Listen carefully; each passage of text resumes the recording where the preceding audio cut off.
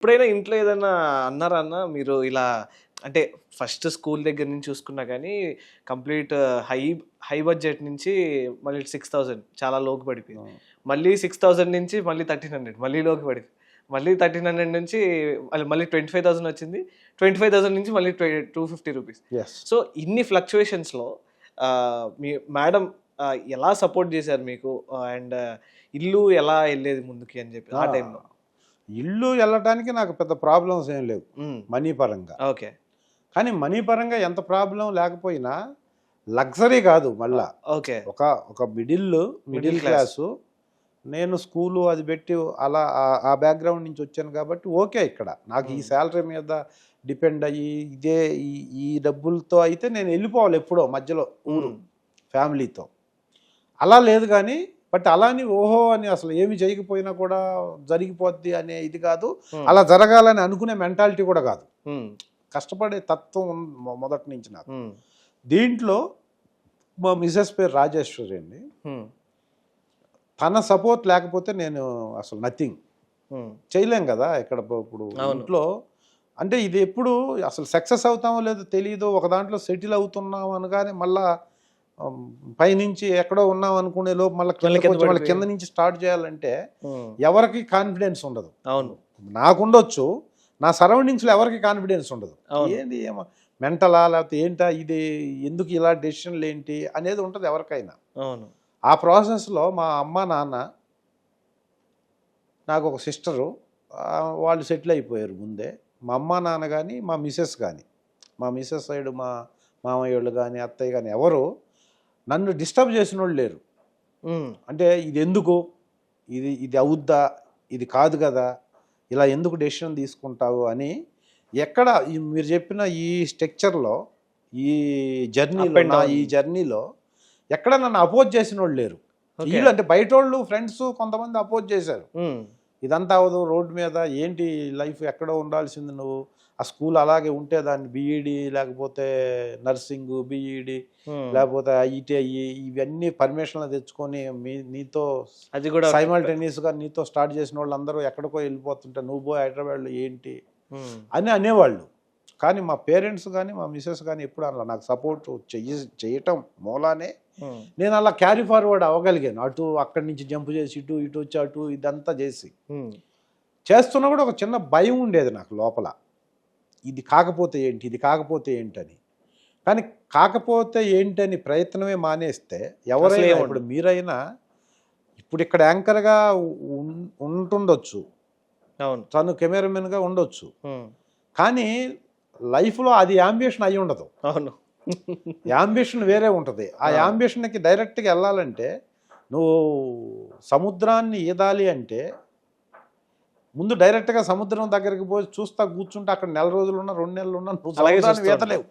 దగ్గర ఉంటావు, అంతే దగ్గర ఉంటావు. ఆ నీళ్ళ కాడికి వెళ్తావు, నీళ్ళలో మునుగుతావు, లేకపోతే నడుము లోతు వరకు వెళ్తావు, మళ్ళీ వస్తావు. అంత మాత్రాన సముద్రాన్ని నేను ఇదే సముద్రంలో ఉన్నాను సముద్రాన్ని ఈదేశాను అనకూడదు కదా, అనుకోకూడదు. సముద్రంలో నువ్వు ఈత కొట్టి లైవ్లో ఉండాలి అంటే నువ్వు ముందు చిన్న వాగుల్లోనో వంకల్లోనో ఎక్కడో నీకు అనుకూలమైన ప్లేస్లో నువ్వు ఈత నేర్చుకోవాల్సిందే. అవును. ఆ ఈత నేర్చుకునే ప్రాసెస్లో ఇప్పుడు మీరు ఇక్కడ ఉండొచ్చు, తను అక్కడ ఉండొచ్చు, కానీ అది బేస్ ఏంది, సముద్రాన్ని ఈదాలో లేకపోతే నేను ఈత స్విమ్మింగ్ అనే దాంట్లో నేను ఎక్స్పర్ట్ కావాలి. ఎక్స్పర్ట్ అయిన తర్వాత వేరే గోల్స్ ఉంటాయి. అవును. సో నువ్వు ప్రయత్నమే చేయకుండా పోయి అక్కడ నిలబడుతున్నావు అనుకోండి, అది సక్సెస్ అవ్వదు కదా, శూన్యం. అది దానివల్ల ఉపయోగం ఉండదు. అవును. అందుకే శ్రీశ్రీ ఒక మాట చెప్తాడు, ఒక మనిషి ప్రయత్నిస్తూ మరణిస్తే విజయం సాధించినట్టే, ప్రయత్నం విరమించిన ఆ క్షణమే మనిషి మరణించినట్టు. సో ఇప్పుడు నేను ప్రయత్నం చేస్తూ ఉన్నా, ఒక 100 మంది ప్రయత్నం చేస్తారు ఒక దానికోసం, 100 మంది సక్సెస్ అవ్వకపోవచ్చు, బట్ ప్రయత్నం చేసిన ప్రతి ఒక్కడు సక్సెస్ అయినట్టే. మిలిటరీకి వెళ్ళిన ప్రతి సోల్జరు కార్గిల్ వార్ లాంటి యుద్ధం చేయలేకపోవచ్చు. అవును. యుద్ధం వస్తే మన దేశం మీద చైనాకు పాకిస్తాన్కి యుద్ధం వస్తే యుద్ధంలో పార్టిసిపేట్ అందరూ సైనికులు నేవీ, ఎయిర్ ఫోర్స్, మిలిటరీలో కొంతమందికే పని ఉంటుంది. అవును, కొన్ని ఫోర్సెస్ ఉంటాయి. కొన్ని ఫోర్సెస్కి కొంత లిమిటెడ్లోనే పని ఉంటుంది. దేశంలో ఉన్న ప్రతి ఒక్కడు యుద్ధం చేయాలంటే ప్రపంచ యుద్ధం రావాలి. అవును, సో యుద్ధం చేయకపోయినా సోల్జర్ అయిన ప్రతి ఒక్కడు దేశ సేవ చేసినట్టే. అంతే. దేశ సేవ చేసే ప్రతి ఒక్కడు యుద్ధం చేయలేకపోవచ్చు. అలాగే ప్రయత్నం చేసే ప్రతి ఒక్కడు విజయం సాధించలేకపోవచ్చు. కానీ ప్రయత్నం చేసిన ప్రతి ఒక్కడు విజేతే. ప్రయత్నం చేయకుండా నువ్వు ఆ ప్రయత్నాన్ని విరమించి ఎక్కడో ఇంట్లో కూర్చొని పగటి కళలు పనికి చేయటం, రాత్రి కళలు నిద్రకు చేయటం అని. అందుకు నేనేమనుకునేవాడిని అంటే ప్రయత్నం చేయాలి కదా మనం. ఫస్ట్ మనమైతే మనం ట్రై చేయాలి. హైదరాబాదు కందుకూరులో ఎడ్యుకేషన్ ఇన్స్టిట్యూట్స్ అంటూ వదిలేసి, ఇది నేను నా ఒక్కడి కోసం చెప్పట్లేదు, జనరల్గా అన్ని ఫీల్డ్లోకి వచ్చి నేను ఒక గోల్ రీచ్ అవ్వాలి అనుకునే ప్రతి ఒక్కళ్ళకి ఇది అడాప్ట్ అవ్వాలి. నేను ఎక్కడో కందుకూరు నుంచి అన్నీ వదిలేసి కొంత డబ్బులు పట్టుకొని హైదరాబాద్ వచ్చి యాక్ట్ చేయడానికి వచ్చి హైదరాబాద్లో ఉన్నంత మాత్రాన నేను సక్సెస్ అవను. ప్రయత్నం చేస్తున్నట్టు కూడా కాదు అది. అవును, ప్రాపర్గా నేను ఈనాడుకి వచ్చి ఈనాడు నుంచి ఇంకొక ల్యాబ్కి వెళ్ళి ఆ ల్యాబ్ నుంచి మళ్ళీ మానేసి మళ్ళీ ఇండస్ట్రీకి వచ్చి ఈ మధ్యలో ఈ ట్రావెల్లో ఎక్కడ నేను స్ట్రక్ అయినా, ఎక్కడ నేను ఆగిపోయినా నా ప్రయత్నం లేనట్టు లెక్క. అవును, జనాలకు ఉండొచ్చు హైదరాబాద్ పోయి తిరుగుతున్నాడు ఏమీ కాలేదని, కానీ నేను ప్రాపర్గా ట్రై చేయటం ప్రాపర్గా లేకపోతే అది ప్రయత్నం లోపమే. అవును. సో నేను అందుకు ప్రాపర్గా గ్రౌండ్ వరకు దీనికోసం వెళ్ళి, అప్పుడు కూడా మనం సక్సెస్ కాకపోతే ఓకే, లైఫ్ అంతా వేస్ట్ అయిపోతుంది. ఈ జీవితానికి ఒక మనిషికి ఒకటే జీవితం కాబట్టి ఒకటే దాని మీద నేను చచ్చినా బ్రతికినా ఆర్టిస్టే అని చెప్పేసి అక్కడే రోడ్ల మీద తిరగడం అనేది మూర్ఖత్వం. అది చేయకూడదు మనిషి. కానీ అసలు ప్రాపర్గా ప్రయత్నం చేసి నేను ఇంక ఇక్కడ సక్సెస్ కాను అని నాకు నేను ఫీల్ అవ్వాలి కదా ఫస్ట్. నాకు నేనంటే మీకు మీరైనా. సో దానికోసం గ్రౌండ్కి వెళ్దాం, డెప్త్కి వెళ్ళి పునాది నుంచి స్టార్ట్ చేసి అప్పటికి మనం ఇక కాదు మన వల్ల అని ఒక స్టేజ్కి వచ్చి ఫిక్స్ అయిపోతే ఇంక వదిలేయాలి. అది వదిలేసి అది ఇంకా కాదు, ఇంకేమైంది నెక్స్ట్ ఏంటి కాకుండా ఏది చేయాలనేది ఖచ్చితంగా ప్రాపర్గా ప్లాన్ చేసుకోవాలి. అది ఎప్పుడు తెలుస్తుంది మనకి? ఇప్పుడు చాలామంది యాక్టింగ్ చేయడానికి వస్తారు, కెమెరా పెట్టి కెమెరా స్టార్ట్ అనగానే డైలాగ్ రావట్లా, మైండ్ బ్లాంక్ అయిపోద్ది. కొంతమందికి కొన్ని వీక్నెస్ ఉంటాయి ప్రతి మనిషికి. దాంట్లో నీకు పెద్ద బ్యాక్గ్రౌండ్ ఉండొచ్చు, పెద్ద ఫిజిక్ ఉండొచ్చు, అద్భుతమైన పర్సనాలిటీ ఉండొచ్చు, అన్నీ ఉన్నా నిన్ను అక్కడికి కెమెరా ముందు వరకు తీసుకెళ్ళి నిలబెట్టుకెళ్ళిన వాళ్ళు చాలామంది ఉన్నారు. కానీ అక్కడికి వెళ్ళినప్పుడు నీకు అదొక్క వీక్నెస్ ఉంది, నీకు కెమెరా స్టార్ట్ యాక్షన్ అనగానే బ్లాంక్ అయిపోతుంది, డైలాగ్ రావట్లా. అప్పుడు నువ్వు ఎంత ప్రయత్నం చేసినా నీకు అది అవ్వట్లేదు అనుకోండి, అలాంటప్పుడు నువ్వు దాన్ని రెక్టిఫై చేసుకోవాలి. ఆ వీక్నెస్నో ఆ మైనస్నో నువ్వు ప్లస్గా మార్చుకోగలిగితేనే తప్ప లేకపోతే సక్సెస్ అవ్వలేదు. అలా నాకేమన్నా ఉందా, నేను కామన్ సెన్స్ ఉందా లేదా నాకు? అసలు నేను అక్కడ చేశాను ఓకే, బాయిలో కప్పన్నాం కదా అక్కడ వరకు ఓకే. ఏ చెట్టు లేని కాడ ఆముదపు చెట్టే మహావృక్షం అంటారు. మా ఊర్లో నేను ఉన్నప్పుడు ఓకే, ఏమీ తెలియని వాళ్ళ దగ్గర నువ్వు ఒక డైలాగ్ చెప్పినా సూపరే. అవును.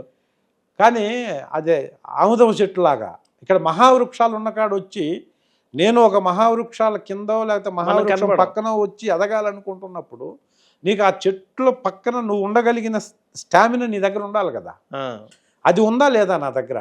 ఫస్ట్ అది ఉండి ఇస్తే చేయగలుగుతున్నాం. కామన్ సెన్స్ అంటే ఇంగిత జ్ఞానం, వాళ్ళు ఏం చెప్తే అది అర్థం చేసుకునే గ్రాస్పింగ్ ఉంది, చేయగలుగుతున్నాను, డైలాగ్ బాగా ఏ ఎమోషన్లో కావాలో చెప్పగలుగుతున్నాను. ఇవన్నీ ప్రయత్నం అంటే ఇదే. ఊరక ప్రయత్నం అంటే మనం కలవాల్సిన ఒక డైరెక్టర్ని 100 సార్లు కలవటం కాదు, ఇప్పటికైనా ఎప్పటికైనా. దానికి ప్రాపర్గా నటించడానికి కావలసిన ఎన్విరాన్మెంట్ మనం క్రియేట్ చేసుకొని ఆ ఎక్విప్మెంట్ మనం ఓన్ చేసుకుంటున్నామా లేదా అవన్నీ టెస్ట్ చేసుకుంటూ ఓకే నేను చేయగలను, ఏదన్నా టప్మని ఏదన్నా ఒక దాంట్లో చేయగలను. మళ్ళీ ఇదంతా ప్రాక్టీస్ కావాలి, ఇదంతా కాన్ఫిడెన్స్ లెవెల్స్ని బిల్డప్ చేసుకుంటూ ఉండాలి, చేసుకుంటూ ప్రయత్నం చేయాలి.